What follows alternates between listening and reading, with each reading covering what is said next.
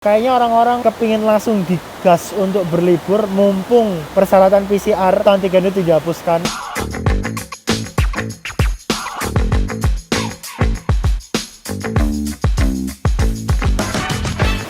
Oke, sekarang tanggal 10 Maret tahun 2022. Sekarang kurang lebih jam berapa ya? Jam setengah 8. Dan ini posisi lagi hujan deras banget di Juanda. Kalau misalkan kalian lihat, ini tuh lagi posisi hujan dan kilatnya itu cukup kelihatan banget ya. Atau lagi gak ada kilatnya ya? Gak kelihatan lagi di kamera. Ya, oke. Jadi sekarang tanggal 10 Maret tahun 2022, tepat 3 hari setelah peraturan terbaru dikeluarkan oleh Pak Luhut, yaitu tentang syarat penerbangan berkaitan dengan PCR atau antigen.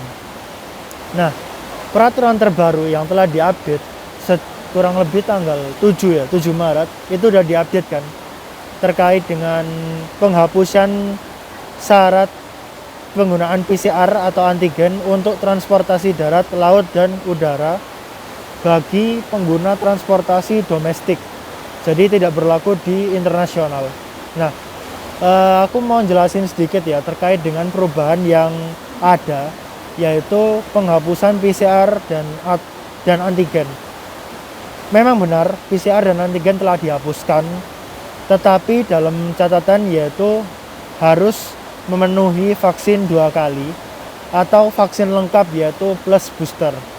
Nah, bagi orang-orang yang telah memenuhi 2 kali vaksin, itu boleh menggunakan transportasi apapun tanpa menggunakan PCR atau antigen. Lalu untuk orang-orang yang baru vaksin 1 kali, itu tetap wajib menggunakan PCR atau antigen. Jadi sekarang boleh memilih bisa PCR ataupun antigen. Nah, untuk orang-orang yang berumur di bawah 6 tahun, itu tidak perlu PCR atau antigen, tetapi dalam pengawasan. Nah, maksudnya dalam pengawasan di sini itu yaitu dia harus berangkat bersama orang tuanya atau pendampingnya.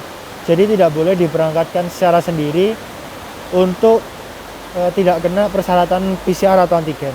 Semenjak penghapusan persyaratan PCR atau antigen, jumlah penumpang penerbangan itu naik cukup signifikan.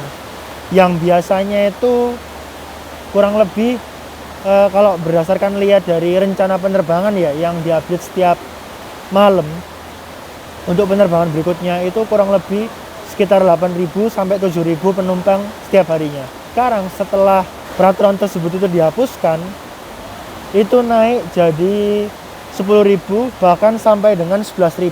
Kayaknya orang-orang kepingin langsung digas untuk berlibur mumpung persyaratan PCR atau antigen itu dihapuskan dan langsung ingin menikmati transportasi udara. Karena banyak banget ya orang-orang yang datang itu ke sini itu langsung udah beli tiket, posisi udah beli tiket, dan dia memastikan bahwasanya di bandara itu memang benar tidak menggunakan PCR atau antigen untuk orang-orang yang telah melaksanakan vaksin lengkap. Cukup rame tadi dan sampai dengan sore hari, yang biasanya penerbangan terakhir itu jam setengah 8, tetapi sekarang jam 20, kalau nggak salah nanti jam 20.15 atau 20.20 itu ada penerbangan terakhir. Ya karena memang banyak banget yang pengen terbang, jadinya penerbangan ditambahin. Dan biasanya penerbangan itu ketika misal nih ada penerbangan mau menuju ke Kuala Namu misal, itu di penerbangan pagi. Nah, ketika di penerbangan pagi itu tidak banyak orang-orang atau pesawatnya itu masih sisa, maka penerbangan pagi itu dialihkan ke penerbangan sore atau penerbangan siang, supaya ketika di dalam pesawat itu penuh penumpangnya, jadi nggak buang-buang. Makanya kenapa banyak banget yang di reschedule atau dialihkan ke penerbangan itu supaya penerbangannya itu padat. Jadi dalam satu pesawat maskapai itu nggak ada bangku kosong, tapi semuanya full, nggak berhenti orang datang dari siang tadi karena aku kebetulan hari ini shift siang. Biasanya ya toko-toko di sini itu kayak soto Bangkalan, terus kemudian Boga Jaya, Garden Cafe, biasanya setengah 8 itu udah tutup. Tapi sekarang masih buka, terutama di depanku ini Java Cafe masih ada orang-orangnya. Kilatnya sedap banget.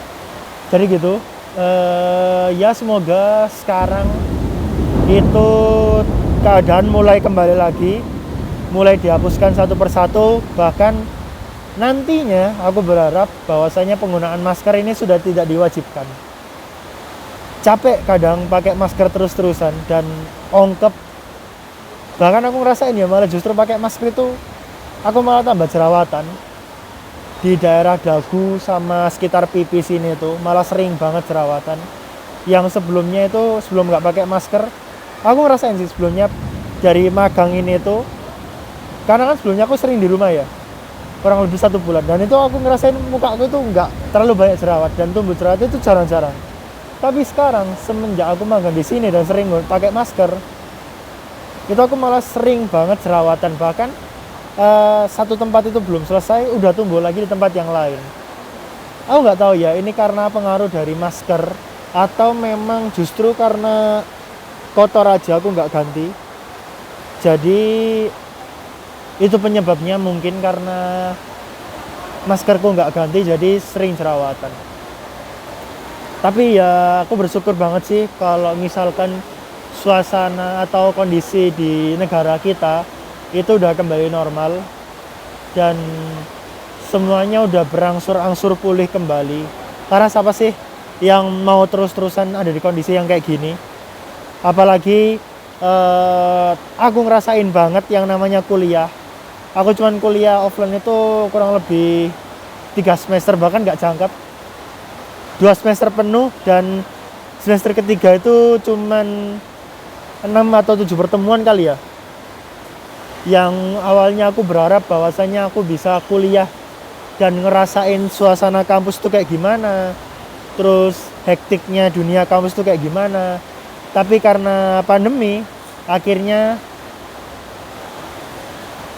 kampus online dan masih kurang puas dan kurang aja ngerasain suasana di kampus.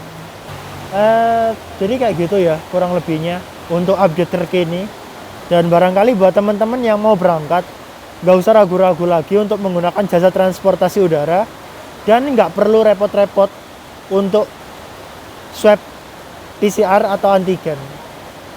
Aku cuman pastiin aja bahwa kalian harus tetap memiliki aplikasi Peduli Lindungi, dan kalian harus mengupdate kelayakan terbang sebelum kalian naik ke pesawat, karena kelayakan penerbangan itu digunakan untuk check-in dan melewati security yang ada di bandara. Jadi kurang lebihnya update terkini terkait dengan peraturan yang ada dan sudah diperbarui, yaitu penghapusan tes swab PCR dan antigen. Jika ada update terbaru, aku bakal update peraturan tersebut di video-videoku, dan terus nantikan video Daily Speech berikutnya.